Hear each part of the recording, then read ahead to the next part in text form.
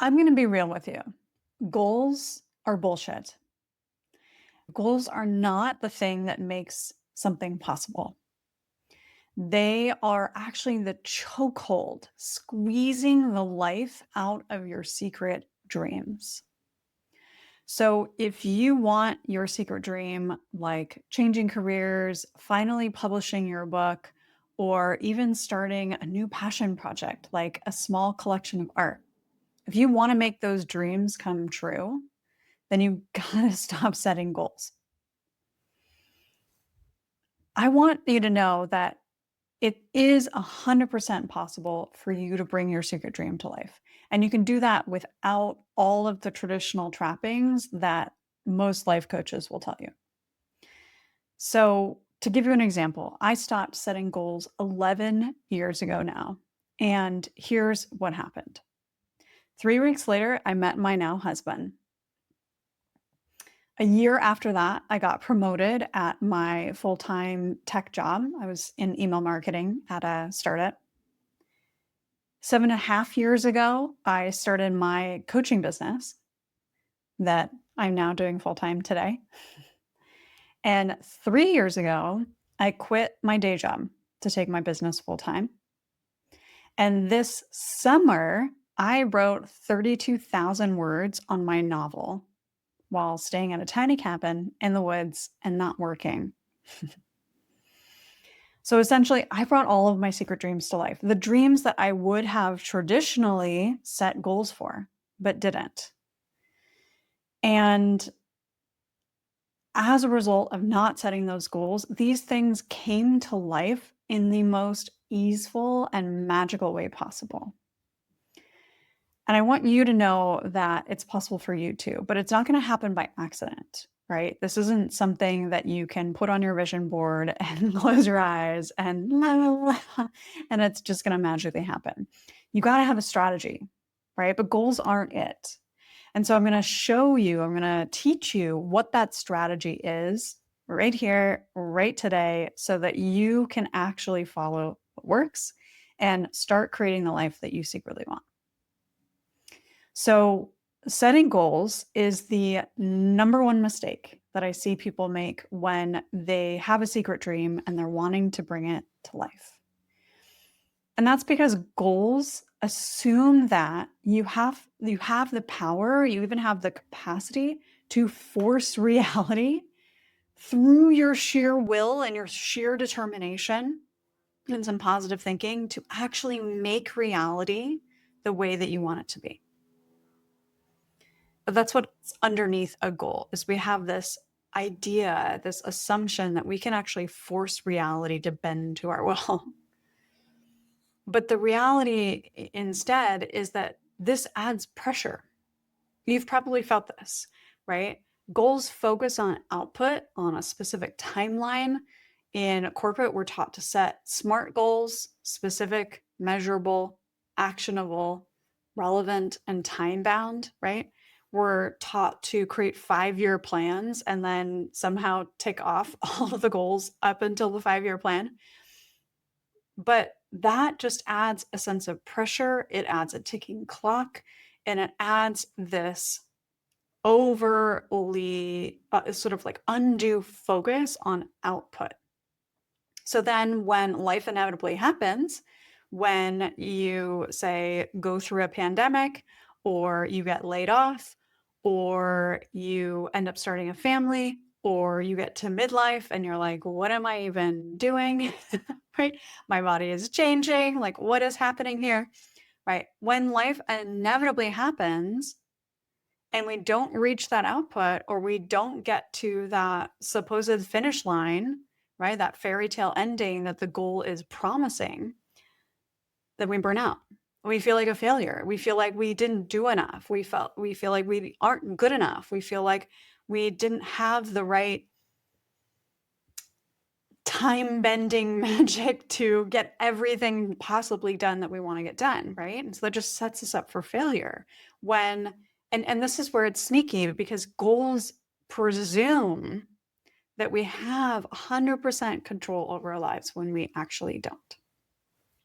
Neuroscience research shows us that 95% of all human behavior is actually determined by our unconscious beliefs and desires. So, our emotions, what's happening in our unconscious mind, the beliefs that we picked up when we were 3, or our generational, inherited generational beliefs, or collective experiences, collective trauma, right? As well as our body. That's the 95%. So, a goal is just using that tiny, tiny 5% of your brain, that conscious part of you. So you can imagine that's like trying to push a giant boulder uphill with 5% of your strength. You have 95% of your strength that you could use, but you're only using that 5%, right? That's going to be so much more effort, so much more, exhausting. And that's what happens when we rely on goals to get where we want to go. And that's what happens when inevitably around this time of year, we see so many end of year planning, new year, new you, set up your goals for success verbiage out there that we fall into that trap because that's what we've been taught.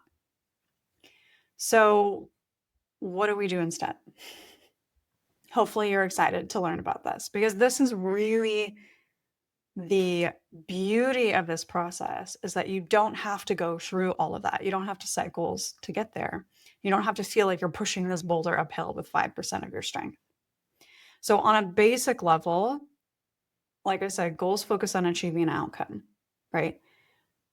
And underneath that, oftentimes why we set goals in the first place is we actually are after a feeling. So we say we want X, but really we want to feel Y. So for example, say we say, I want to be wealthy, or I want to make X amount of money this year. What we're really saying is what we really want is freedom, comfort, adventure, whatever it is that money means to you, right? Or maybe it's, oh, I really want to feel, or I really want to start my own business, or I really want to pivot my career, right? Maybe underneath that is you actually want to feel on purpose. You want to feel like what you're doing matters. You want to feel like you're making a difference with the legacy that you've already created for yourself. So experiments get to the heart of this. They get to the heart of the feelings. So instead of focusing on a specific outcome like a traditional goal would, what I call bite-sized life experiments help you orient towards learning first. So you focus on learning what actually feels good to you and then seeing whether that lands and how that lands in your current season of life. This is why I also really love this method for women in midlife, women mid-career, people mid-career, is because at this moment in time where maybe you're feeling this sense of like, oh, I want to pivot, right? I want to shift something, but maybe you're not quite sure what that is. An experiment allows you to do that in a pressure-free, playful, and organic way. So bite-sized life experiments, another way to think about this, they open you up to the wisdom that wants to come through from that other 95% of you that's beneath the surface. They also open you up to intuitive, inspired action. Because instead of having a goal and reverse engineering and plotting and doing all of these things that are outcome focused, you're focused on learning and how you feel in the experience of it.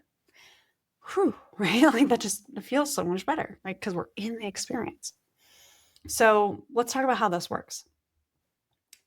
I'm curious, have you ever heard of Jim Collins' The Flywheel Effect? So this is, he's very popular, his framework is very popular with the tech world, specifically with a lot of different corporate or like big corporations. And it's how business models like Google actually grew. So how they went from this tiny search bar application on a browser to a tech giant that is grossing more than $349 billion. That was their stat for 2024. So my version of it, I call it the fulfillment flywheel because we're orienting around fulfillment, right? How can we actually feel fulfilled? And in the fulfillment flywheel, you can think of bite-sized life experiments as the engine that gets you to keep moving forwards and build effortless momentum to finally do what lights you up. So you can think of it as the engine or like the small efforts that have compounding wins.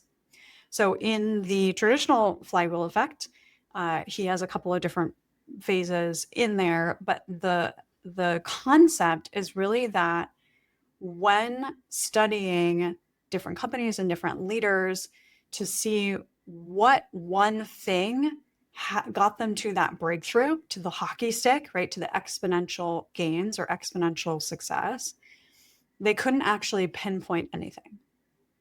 So from the outside, we see overnight success stories everywhere, ad nauseum, of like, hey, I was struggling, and then I did this one thing, and all of a sudden life was easy, right? But the reality is it's not one thing. It's a compounding effect of small incremental changes that build up to a moment where it finally clicks. All of the learnings that have been acquired, all of the changes that have been made just start to work. And it looks from the outside like a hockey stick, like that exponential win. But in reality, the feeling of it is just one tiny shift after another. So in my version of this framework, the fulfillment flywheel, bite-sized life experiments are the thing that are going to get you to that feeling of this is just easeful, doing life, right? One thing after another, one small shift, but will get you also to the outcome of that hockey stick. So we need to go through 3 phases. And I've found this over 7.5 years in business. Also, as I mentioned, 11 years since I started doing this personally. And the results are really incredible. And so I've distilled it down into these 3 phases for you. So the first phase is clarity, right? You got to get clear on what you actually want. Because if you don't know what you want, you don't know what experiments to run. So you want to get clear on what you want, what fulfills you, and what your secret dream actually is. Like, what is it that you are wanting to create, or what is it you're wanting to bring into reality? And then from that place of increased clarity, what you're going to do is you're going to design your first bite-sized life experiment. So what are the tiny little actions that you can do that will actually help you feel the feelings that you're after, not just an outcome? And then we move into phase 2. So as you're running your experiment, you'll start to notice, oh shit, like this thing's getting in the way. Oh wow, I don't actually have time to do my experiment. What's with that? But this is the main thing, right? Or, oh wow, my energy is really low and I need to boost my energy so that I can actually do this. You're going to inevitably find that as you start to do your experiment, things are going to show up in your life so that you can shift them. And so the second phase is about building capacity within yourself and within your life so that you can actually make those changes calmly. So the way that I like to teach it is with nervous system regulation tools woven in, with self-care woven in, right? All of these different factors, but it really comes down to adjusting your existing experiment based on what you've actually learned. So not vision boarding or, imagining, but like what you're actually learning in the process. And then step 3 is confidence. So now that you've been running your bite-sized life experiments for some time, you're going to start to see compounding wins, right? Little mini hockey sticks for our metaphor here. And because seeing is believing to our unconscious mind, because of our mirror neurons in our brain, we're going to start to, and as you do this, you're going to start to see that it's actually possible to bring your secret dream to life, because you're going to be seeing it is possible. You're seeing shifts, you're seeing wins. And as a result, that in itself has a compounding effect, right? So as you see lasting progress, you're going to, it just got dark all of a sudden.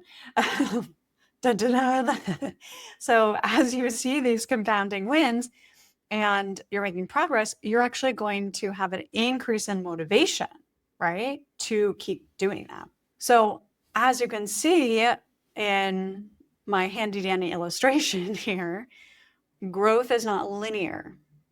And as a result, you're going to keep going on this flywheel and get to your next level of growth, because growth is actually a spiral. It's not a school assignment, right? It's not something that you're going to get an A+ on when you finish it. And it's like, good job, you did it. No, true life growth is this ever continual evolving process. And so when you are running your experiments through these 3 phases, you'll also find that you're getting more capacity, or you're getting more clarity of what your next experiment you want it to be, of what your next secret dream might be, or what your next iteration of it or manifestation of it. And so then that propels you to create new experiments, which then build your capacity, right, to handle this next level of growth. And that builds your confidence, and so on. So it starts this spiral effect. You can picture like a spring, right? Where it's 3D. It's not just a spiral on a piece of paper, but you're going around and you're leveling up and leveling up and leveling up. And the cool thing about this is, by running bite-sized experiments, is it feels easeful. It's not this like Herculean effort where you're pushing the boulder uphill and trying to get to that one mountaintop. It's more of this continual growth process. So how do we actually do this? So you have the understanding now of the philosophy, the model, like how this works, how experiments work. So in terms of your action steps, you're sitting here, you're watching this video, you're like, okay, now what? Right? In order to not just have this be another inspirational thing that you watched one time, what you're going to do first is shift your mindset about goals and experiments. And the good thing is that we've already kind of done that. Yay, good job. And the second thing is, you got to get clear on, what do you really want? So what do you really want underneath the kind of old school goal that you might have set? What is the feeling that you're after? And why do you actually want it? What's it going to give you? What would life be like if you actually felt that way? What would it enable for you? And after that, from that level of clarity around your true desire, around your secret dream, then you can create your experiment. So think of it like you're making a best guess or a hypothesis of what small micro action can you do that's actually going to give you the feeling that you want and the experience that you want. And then do it. I know, you got to actually do it. That's where we get into the phase of what the Buddhists say, and my business coach loves this phrase too, of saying, chop wood, carry water. You got to do the thing. So just like if you were investing in the stock market, you're not going to just put your money in for one day and then take it out the next day, unless you're a really good day trader, which congratulations if that's you. But in most cases, you're going to want to leave your money in there, right? You're going to want it to have time to germinate and learn and compound so that you can pay yourself dividends. And the same is with your experiments. You got to put in the reps. You got to chop wood, carry water. You got to run your experiment so that you can actually get the learnings of how you need to adapt it for the season of life that you're in, and whether it's actually giving you the feeling that you want, and how your experience is while you're actually running the thing. Because again, it's process oriented, right? We're not just outcome oriented. We want to enjoy life as we're living. That's the whole goal. So you got to put in the reps. And it doesn't need to be this like Herculean effort, right? This is about tiny shifts. And over time, building the capacity, right? And then the confidence with that. So if you want help with that, if you want my support, I have a handy dandy kit. It's called the Life Goal Experiment Kit, and you can check it out in the description. And it gives you everything that you need in order to be successful with designing your first experiment and running it and starting to see those dividends. And if you want to just keep learning more about my story and other tips, I have a ton of other videos that you can check out. Well, maybe not a ton, but I'm growing. Part of my experiment is to make more videos. So you're welcome. So go ahead and check those out, and I'll see you in the next video.